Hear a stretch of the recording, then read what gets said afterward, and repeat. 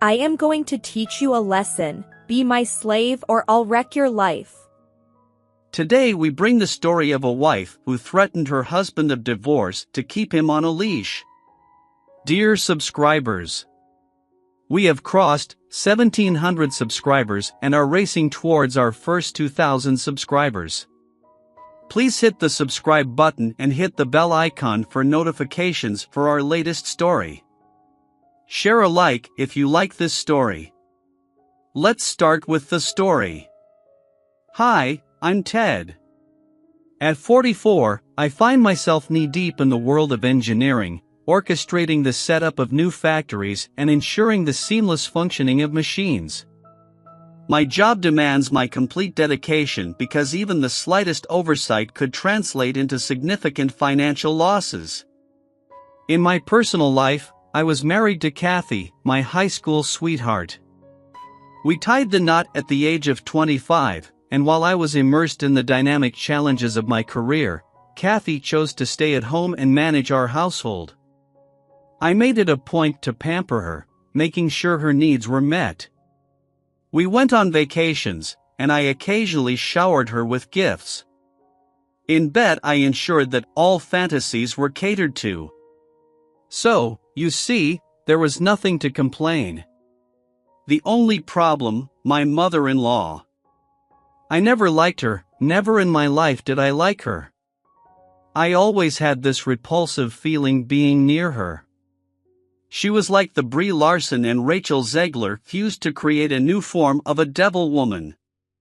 She was the epitome of self-entitlement and arrogance.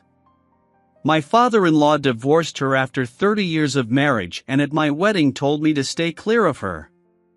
She was bad news with makeup. So, heading to his advice, I always ensured that I keep Kathy and me away from her. Kathy, however, was close to her. At Kathy's 35th birthday, she gifted her a new car. On her 36th birthday, she gifted her a diamond bracelet. As much I want to gift expensive gifts to my wife, I cannot compete with my mother-in-law. I did feel let down and at times I do feel small and feel if I can do more. My father-in-law is a great man. At times like these he always told me, "Son, that car or that bracelet ain't going to put an orgasm in your wife. So, go be a man, ignore these superficial gifts, and go pump me daughter." He always used to make me laugh. I lost my parents a few years ago and he was more or less my father figure. Things were fine, but it was about to get worse. Kathy told me that her mother is coming to spend a week with us.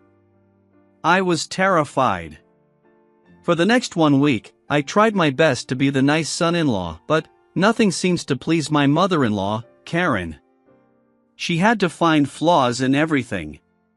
Why do you drive a cheap car? Why do you wear cheap clothes? Why do you not have maid? Kathy was supportive towards me when we were in bed at night. She said she knows that Karen can be a bit pushy at times. I was pleased, and then proceeded to give her some nice intimate session. Once Karen had left, I observed that Kathy started to show signs of her turning into her mother. She complained at times at the choice of restaurant that I took her to. She complained at the gifts I gave. I thought it could be due to her getting older, and I know just as cars, as women age, they get a bit cranky. Also, you need to pump more gas. So, whenever she complained, that night I pumped her a bit extra, just for good measure. It worked for a while. A few months continued and her complaining had now increased despite more pumping. She had started to behave like the arrogant Disney princess. There were times when I was at office and she wanted me to talk to her about her day. My arguments that we will talk once I am at home were dismissed with "You don't love me anymore and I am your wife, I should be your first priority." One fine day after answering the 38th phone call within a day, I switched off my phone. I came home and told her that she needs to understand that my job puts food on the table and funds all her fantasies and her lifestyle. If that is disturbed, all her fantasies and luxury will be disturbed. She heard me silently and I asked her if I am clear. She nodded her head in agreement. That evening, just to ensure that she goes to bed in a happy mood, I took her out for dinner and yes, pumped her to her satisfaction. She slept like a baby. Speaking of babies, we don't have any yet. I wanted them, but Kathy suggested that she will delay it till she is 38. I explained that it would be too late and could be bad on her body. She declined and we gave that topic rest. Kathy did not change a lot. Her complaining had now increased. She now had started to threaten that she will go to her mother's place to punish me. I rebuffed her as I did not know what is wrong with her. One day once I was home, there was no dinner. I asked Kathy, "Where is dinner?" She said that she forgot to make. I did not believe her and asked her what does she want. This is not typical of her. She got angry and said, "Don't expect me to be your slave." I was having none of it. I went out alone and had dinner alone at McDonald's. I called my father-in-law to discuss and he asked me to come and meet him. I met him a day later. He told me that the apple does not fall far from the tree. He suspects that Karen is polluting Kathy's mind and I need to have a clear conversation with Kathy. I went home and had a discussion with Kathy. I asked her what is wrong and why is she behaving like her mother, always complaining. Instead of having a discussion, she blasted at me with anger and at 10 p.m. at night she left for her mother's place. I did not bother to call her as I did not feel that I was in the wrong. I do not want to call her and make her believe that she can get away with such antics. I stood my ground. 2 days later, she returned with the mother in tow. They both blasted me for not calling her and not bothering to check for her safety. I did feel bad that I should have at least checked that she has reached her destination safely. I did not apologize, but I said that I will take care of her. This incident did make me realize that Karen was pulling some strings here. A day later, I asked Kathy to come for therapy with me and let's try and work on our marriage. She declined. I told her that her actions were hurtful and were causing a lot of tension in the house. I was shocked by her response. She shot back saying, "If I am such a pain, why don't you go and divorce me?" I was stunned. She got close to me and said, "Yes, I know you can't." Well, she just broke my heart. That night, like always, she expected that I will give her some nice action, but I just rolled over and slept. She did try to wake me up, but I acted that I was asleep. She huffed and puffed, but then gave up and went to sleep. After a few minutes, I found that she was not in her bed. I followed to the other room. I found her on phone and I could sense that she was talking to her mother. That old witch. I went back to sleep and did not speak to Kathy in the morning and quietly went to my office. In the evening, I did not speak to her and did not have dinner with her. I hoped that my silent treatment will do some damage to her ego. In the morning, I found Kathy packing her bags. I gave a questioning look. She informed me that she is going to her mother's place for 3 days. I did not say a word, just nodded. A day later, I got a call from my father-in-law and he asked me to check Kathy's Facebook account. There she had uploaded a video. So, these are papers for the divorce, and that's very sad. I don't understand how 8 years of trying my best to love somebody and fight for them and put up with so much abuse can just be wiped out with little papers.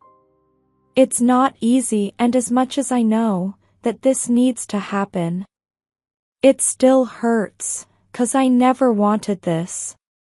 I actually did love him, and I know you. How can you love somebody that does those things to you? I don't know. I don't know why. Maybe I see brokenness of people and I know that we can all be better people and heal if we want. I'm sad because this is the dreams that I had for us as a family and as husband and wife, and these little pieces of paper, little flimsy pieces of paper, can break and end something that's so strong in somebody's heart. It's hard.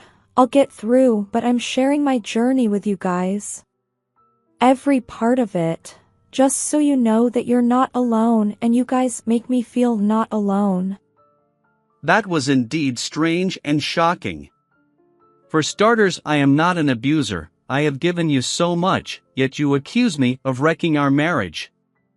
I got a lot of calls from common friends and they all somewhat accused and bashed me for what Kathy had stated in her video.